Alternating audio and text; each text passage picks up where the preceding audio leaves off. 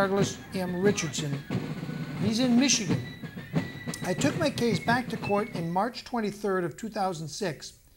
In this motion, I filed to be relieved from the arrears of child support and future payments of child support that were going to the mother and the father in this case. Now, this is a guy who's not the biological father. We have another case of paternity fraud going on here. Major fraud. It ought to be a crime, in my view, when someone writes the name of a father on a birth certificate and that mother knows that's not the biological father. That should be felony perjury, and she should go directly to jail when that's proven.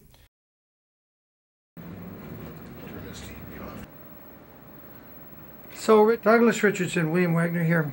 We're in Essexville, Michigan. How long has it been since this child was born that you've been paying child support on? When was this child that's not yours? When was it born? He was born in 1985. 1985. I mean, he's 22 years old. 22? Yeah. And they still want you to pay child support? Yeah. Even though you proved with DNA tests the child's not yours? Proved in 1991 that he wasn't mine. Did the court care? No. No, they didn't care. All they were concerned with was collecting money. You were legally married to the mother of this child? I married her because she told me it was my child. So you stepped up to the plate to be an honorable husband and dad. How much longer after you stepped up to the plate and married her did you find out it wasn't yours? We were married for 5 years, and I found out when she left. I come home from work one night and she was gone. I found out while we were going through the divorce that the child wasn't mine. How did you feel at that moment? Heartbroken. I had raised him for 5 years thinking he was mine. And you never had any suspicions? No. No reason to. And then a DNA test came back and said what? The DNA test came back and said he was not my child. Of course, the judge, I had to fight to even get DNA. The judge didn't want to honor DNA when we were going through the divorce because the mother on the record several times assured the judge that it was my child. And who is the mother? What was her name? Bonnie Loria. And so Bonnie Loria lied to the court? Yeah. Several times? Several times on the record. And she eventually left you and moved in with the biological father? When she moved out of our house, she stayed out on her own for probably 2 or 3 months, and then she moved in with the biological father. Lived with him, and you were then ordered to pay child support to her and him, and then somehow she got out of the picture, and now you're paying child support to the man who had an adulterous relationship resulting in a son that's not yours. Do I understand this right? When we divorced, she moved in with him and lived with him. We went through a divorce in 1991. She moved in with him in late 1991. She lived with him just simply as boyfriend, girlfriend until 2001.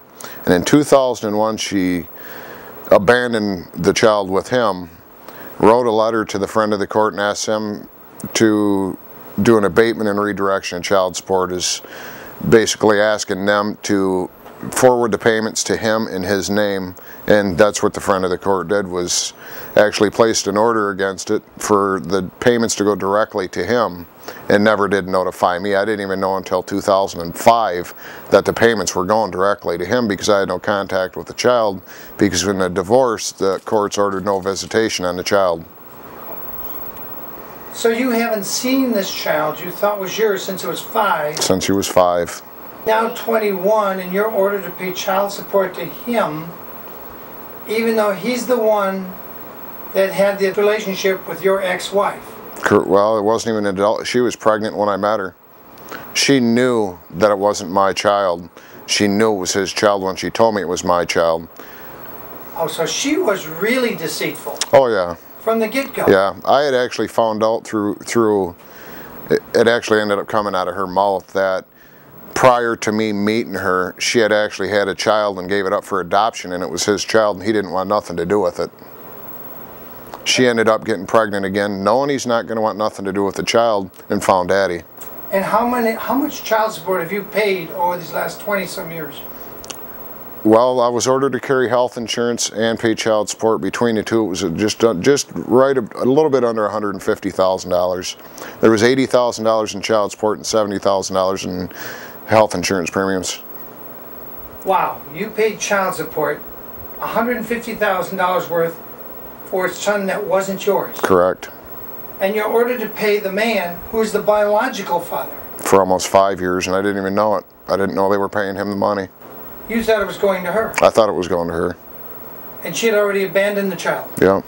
Is she ordered to pay child support? Through the records, I dug into the friend of the court. She was ordered but never paid. So are they threatening to put her in jail, issuing a warrant for her arrest for failure to pay? Never did nothing.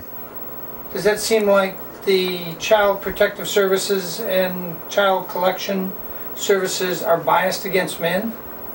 Oh, there's no doubt. I mean, with the investigation that was done through even the media here, I petitioned the courts finally in 2006 to stop all payments and wipe out the arrearages, because there was a little bit of arrearage owed to the mom, a little bit owed to the state.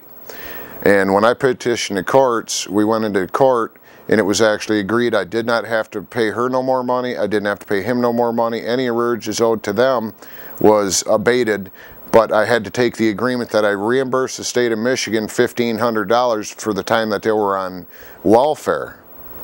I had to pay the state. It was $1,150 that I had to reimburse the state in welfare, and $400 had to go to the courts. And after I made this agreement, I found out that she had actually committed welfare fraud, made a complaint to the Inspector General of Michigan. He did an investigation, found out it was true that there was welfare fraud. Through his investigation, the money was actually refunded back to the state of Michigan that I made the agreement to reimburse, but still today they're trying to garnish my wage to get that money from me, knowing that it was already paid back.